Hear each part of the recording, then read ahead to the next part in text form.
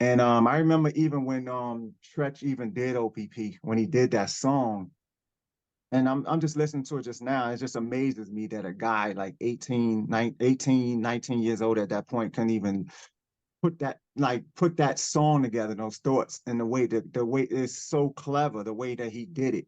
But I remember like giving him the beat and him coming back and him standing in my room, my bedroom with me, and he had his arms up on the it was a bunk bed in there. So he had his arms on the top bunk bed and he used to walk around with these briefcase. So he pulled out and inside the briefcase he had a bunch of notebooks.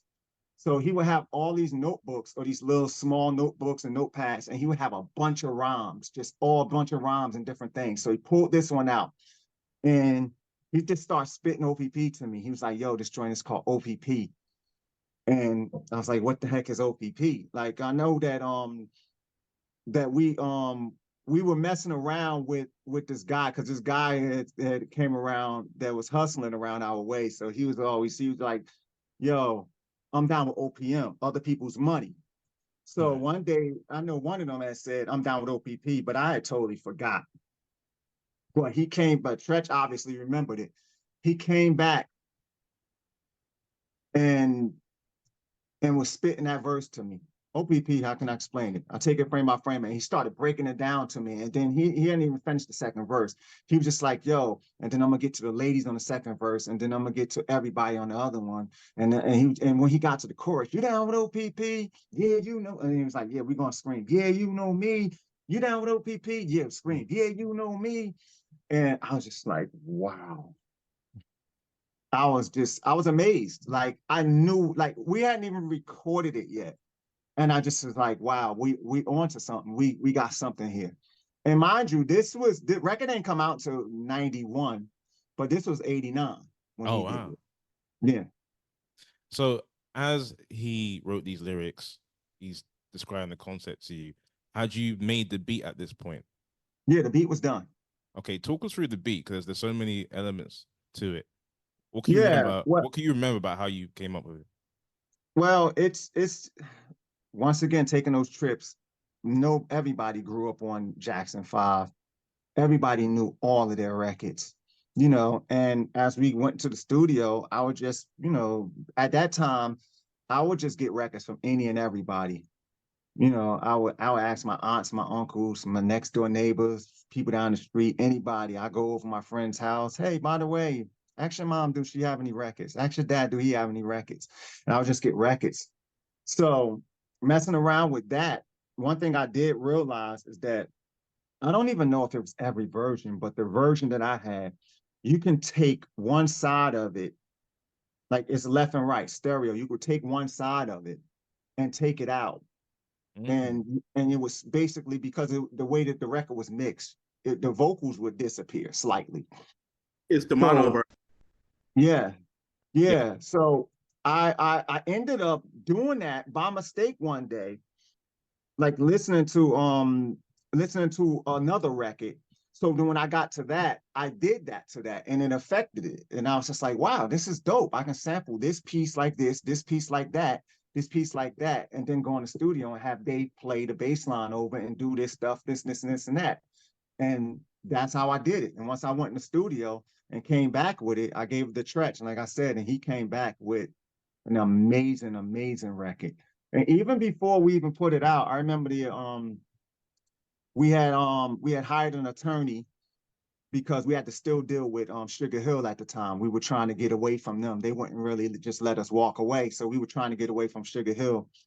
But we didn't have a problem with them. And actually they were called Bon Ami at the time. They had changed their name from Sugar Hill Records. It wasn't Sugar Hill anymore.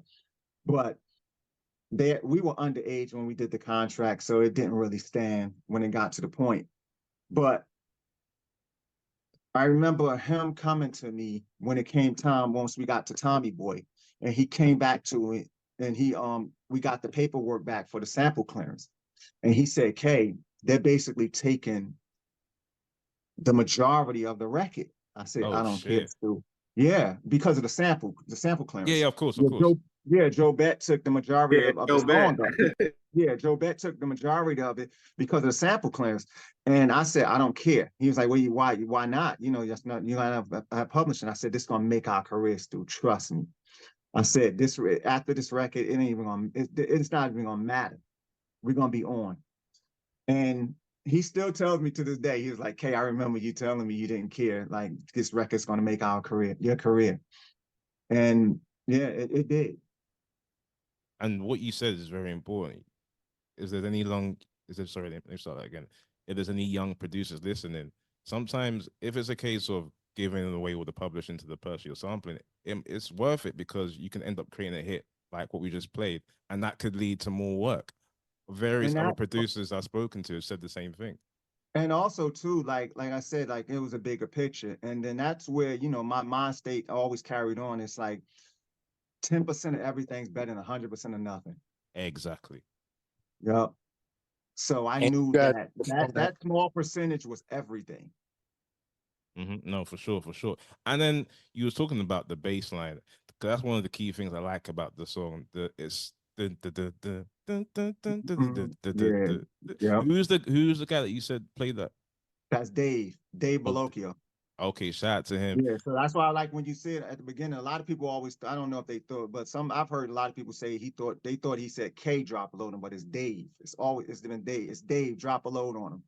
And Right, then right. Dave Bolocchio is the keyboard player. Like you hear him on multiple records. Uptown Anthem, that's some playing keys on it. Everything's gonna be all right. All of the stuff that you hear, like the keys and all that piano stuff, that's Dave playing all of that stuff. You said Dave played the bass, right? Was it a case of you had the concept of how you wanted the bass to be played and you conveyed it Well, to yeah, Dave?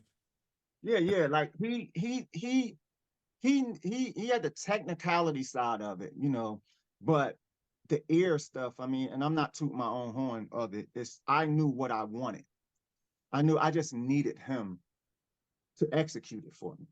So Mm. I knew because if you really listen to ABC, the bass line's in that sample. You know, it's just he's just playing it out. Hmm. Yeah, Okay, okay. I didn't notice that. Next time I play, I'll pay close attention yeah, to that. yeah. So I basically just was like, okay, so do you hear the bass in there? Play. I need a rendition of that bass. I need to feel like this. And we messed around with it and got it to where we wanted to, you know, wanted to be. And it Okay, was out of what that bass is out of the M1. I think the rubber bass out of the M1. okay, okay. And another element that I like about the song, in terms of the instrumentation, is the piano. Dun, dun, dun, dun, Yeah, dun. Is that another yeah. thing And that was that Dave and did? that was that now and that was Dave though. That was That Dave. was his idea to add Yeah, that. that was just him. Cause so like it get to a point where I'll just be like, all right, just play me some stuff and just do some, just do a vibe, fill it out, do a vibe. Mm, mm. And I'll just be like, all right, I like that. Let's lay that down.